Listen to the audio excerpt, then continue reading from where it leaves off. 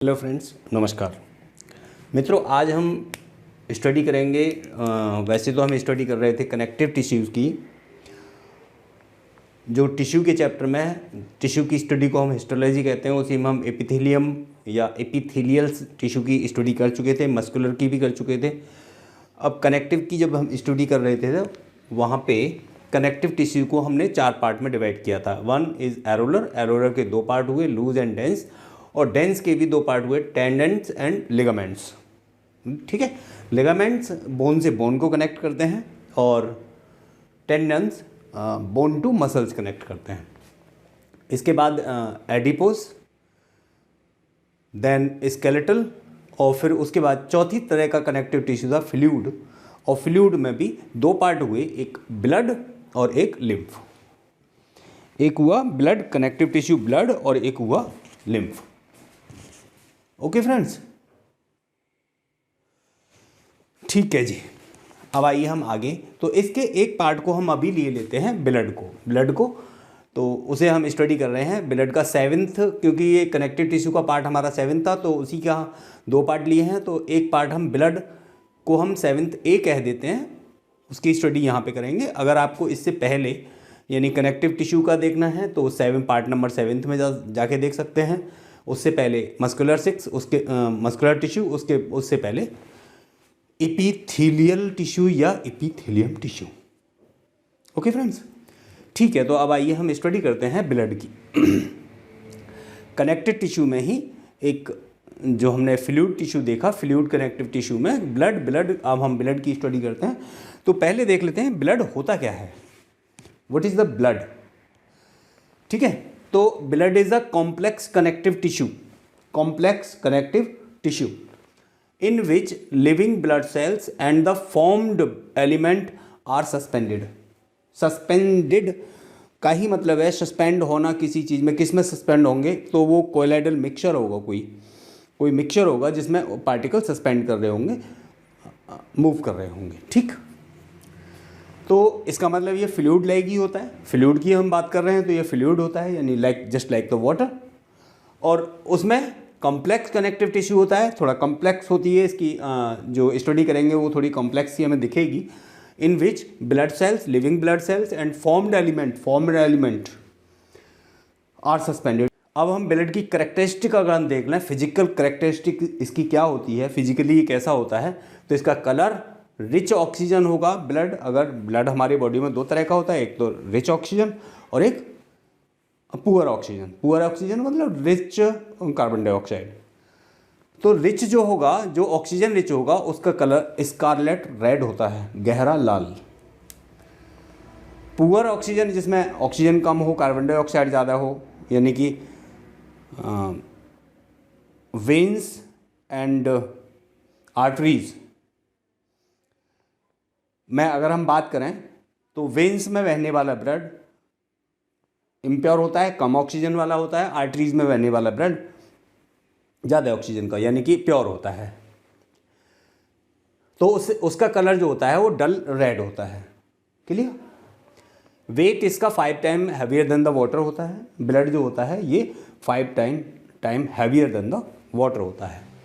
PH value इसकी, वैसे अगर हम किसी भी सॉल्यूशन की, किसी भी लिक्विड की पीएच वैल्यू अगर निकालें, जिनकी पीएच वैल्यू निकाली जा सकती है, तो पीएच वैल्यू अगर 7 है तो इसका मतलब वो न्यूट्रल होता है, ना वो एसिडिक होता है, ना वो बेसिक होता है, ना अम्लीय होता है, ना क्षारीय होता है। तो अगर किसी की पीएच वैल्यू 7 से नीचे है तो वो एसिडिक होगा। ऐसा सॉल्यूशन, ऐसा लिक्विड एसिडिक होगा जिसकी पीएच वैल्यू 7 से नीचे होगी, और 7 से ऊपर होगी तो वो एल्कलाइन होगा। तो इसकी पीएच वैल्यू 7.3 एंड 7.45 होती है। इसका मतलब ये हल्का सा, थोड़ा सा क्षारीय होता है। टेम्परेचर 38 डिग्री होता है, या डिग्री सेंटीग्रेड, या 100.4 फ़ारेनहाइट होता है, जो बॉडी के टेम्परेचर से हल्का सा बढ़ा हुआ, बिकॉज ऑफ द बॉडी का टेम्परेचर 98.4 डिग्री फ़ारेनहाइट होता है। ठीक है, तो ये इससे हल्का सा बढ़ा हुआ होता है। ठीक है जी, ओके। तो ये रही हमारी फिजिकल करेक्टरिस्टिक ब्लड की, हमने देख ली। अब ब्लड का ही फिजिकली ये ऐसा होता है, इसकी डेफिनेशन ये हो गई। अब ब्लड हमारा दो चीज़ों से मिलकर के बना है, दो पार्ट्स इसके हैं। ब्लड में 55% तो लिक्विड होता है जिसे हम प्लाज्मा कहते हैं, लगभग 55% लिक्विड ही होता है जिसे हम प्लाज्मा कहते हैं। दूसरा पार्ट इसका 45% सॉलिड्स होते हैं। सॉलिड्स में मतलब कुछ पार्टिकल्स होंगे, सॉलिड का मतलब वैसे सॉलिड नहीं, यहाँ पार्टिकल होते हैं जैसे आरबीसी हैं, डब्ल्यूबीसी हैं या प्लेटलेट्स हैं। ठीक है, तो अगर हम एक पार्ट की स्टडी करें प्लाज्मा की, तो प्लाज्मा क्या होता है, तो आते हैं प्लाज्मा पे। प्लाज्मा लिक्विड पार्ट होता है ब्लड का, इसमें लगभग 90% वाटर ही होता है, पानी ही होता है। 10% में अदर सब्सटेंसेस होते हैं, कुछ पार्टिकल्स होते हैं, कुछ सब्सटेंसेस होते हैं। वो क्या क्या हैं, वो एक होते हैं डिजॉल्व सब्सटेंसेस जो उसमें घुले हुए होते हैं, वो होते हैं न्यूट्रिएंट्स, इलेक्ट्रोलाइट्स, रेस्पिरेटरी गैसेस होती हैं उसमें, ऑक्सीजन हुई, कार्बन डाइऑक्साइड हुई, हार्मोन्स होते हैं जो ग्लैंड्स ने सिक्रेट किए होते हैं, प्लाज्मा प्रोटीन्स होते हैं, वेरियस वास्ट होते हैं, जो ख़राब चीज़ें हैं वो होती हैं produced of the cell metabolism, जो सेल के मेटाबॉलिज्म के अंडर में बनी हुई हैं वो चीज़ें होती हैं। मेटाबॉलिज्म क्या होता है, ये केमिकल प्रोसेस होता है in which plant and animal change the food into the energy, जिसमें फूड को एनर्जी में चेंज कर दिया जाता है। वही काम सेल भी करती है माइटोकॉन्ड्रिया की वजह से। प्लाज्मा प्रोटीन दूसरा पार्ट हुआ इसका, प्लाज्मा प्रोटीन। तो ये abundant solute in the plasma, plasma में बहुत अधिक मात्रा में होता है प्लाज्मा प्रोटीन, लेकिन वो एक्सेप्ट क्या करना है कि antibody and the protein based on hormones, hormones और एंटीबॉडी के बेस पे प्रोटीन नहीं होते, वो होते हैं most plasma protein made by the liver, वो लीवर के द्वारा बनाए गए होते हैं। कंपोजिशन इसका प्लाज्मा का जो composition, the composition of plasma is varies continuously, ये बदलता रहता है लगातार एज सेल रिमूव, जैसे सेल कोई चीज़ निकालती है, छोड़ती है, and add substances in the blood, वो ब्लड में कोई चीज़ें ऐड करती है या उसमें से हटाती है, उसके आधार पे ये चेंज होता रहता है। Composition of the plasma is kept relatively constant, क्योंकि अगर ऐसा निकलना बढ़ना लगा रहा तो इसका कॉन्स्टिट्यूशन ही चेंज हो जाएगा, कंपोजिशन ही चेंज हो जाएगा, तो वो कांस्टेंट रहे इसके लिए बाय वेरियस होम्योस्टैटिक मैकेनिज्म, बहुत सी होम्योस्टैटिक क्रियाएं होती हैं, मैकेनिज्म होता है, उसके थ्रू जो चीज़ की ज़रूरत होती है वो चीज़ वहाँ पे ऐड कर दी जाती है, जिसकी ज़रूरत नहीं होती वो निकाल दी जाती है, मतलब वो बैलेंस बनाए रखा जाता है। ठीक, तो ये हम यहाँ तक जान गए कि भाई ब्लड का एक सेकंड पार्ट होता है, एक पार्ट होता है प्लाज्मा और सेकंड पार्ट होता है सॉलिड, सॉलिड में आरबीसी, डब्ल्यूबीसी एंड प्लेटलेट्स आती हैं। तो आइए अब हम स्टडी कर लेते हैं इसकी आरबीसी, डब्ल्यूबीसी और प्लेटलेट्स की। तो फ्रेंड्स, जब हम इस सॉलिड पार्ट की स्टडी करते हैं तो ये सॉलिड पार्ट चूँकि आरबीसी, डब्ल्यूबीसी, प्लेटलेट, आरबीसी को रेड ब्लड सेल्स कहते हैं, डब्ल्यूबीसी को वाइट ब्लड सेल्स कहते हैं और प्लेटलेट्स को प्लेटलेट्स ही कहते हैं या थ्रोम्बोसाइट्स कहते हैं। रेड ब्लड सेल्स को एरिथ्रोसाइट्स कहते हैं, रेड ब्लड सेल्स को एरिथ्रोसाइट्स कहते हैं। इनका फंक्शन होता है transport oxygen into the blood to all the body, पूरी बॉडी में ऑक्सीजन को ले जाना आरबीसी का काम होता है। आरबीसी को एनुक्लेट भी कहते हैं because of the RBC don't have the nucleus and have very few organelles, इसमें न्यूक्लियस नहीं होता और ऑर्गेनल्स जो बहुत कम मात्रा में होते हैं। Haemoglobin iron bearing protein transport bulk of oxygen, haemoglobin जो होती है आयरन बियरिंग प्रोटीन होती है ये, और ये बहुत अधिक मात्रा में ऑक्सीजन को ट्रांसपोर्ट करती है। लाइफ स्पैन इसका यानी लाइफ टाइम आरबीसी का जो लाइफ टाइम होता है वो 100 to 120 डेज तक होता है। नॉर्मल रेंज इसकी आदमी में मैन में 13 से 18 ग्राम पर डेसीलीटर होती है, वोमेन में ये 12 से 16 होती है। अब हम आते हैं डब्ल्यूबीसी पे, दूसरा डब्ल्यूबीसी जिसे हम ल्यूकोसाइट्स बोलते हैं। डब्ल्यूबीसी वाइट ब्लड सेल्स होती हैं, ये काम क्या करती हैं, जैसे ये काम इनका फंक्शन था ऑक्सीजन को ट्रांसपोर्ट करना बॉडी में, वैसे ही WBC का काम है बॉडी को डिजीज़ से डिफेंस करना, बॉडी को डिजीज़ से defence body against the diseases, बीमारियों से बचा के रखना। नॉर्मल रेंज होती है इसकी 4000 से 11000 तक।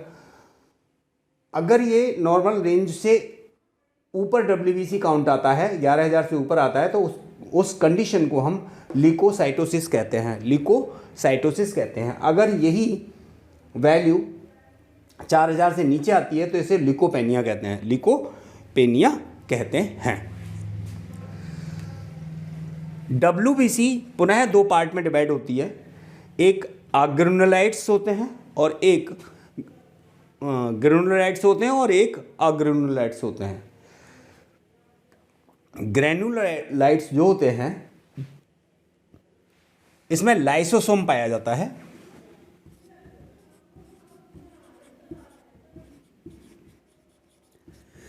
ये यहां पे प्रेजेंट होता है बट यहां पे एब्सेंट होता है।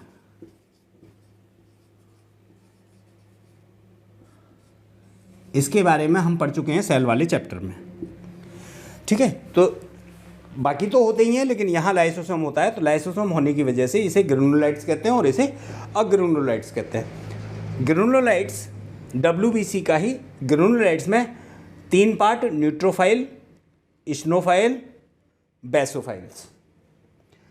न्यूट्रोफाइल अगर बढ़ गए हैं तो ये बता रहे हैं कि एक्यूट इन्फेक्शन है आपकी बॉडी में बिकॉज ऑफ द बैक्टीरिया और फंगी, ठीक।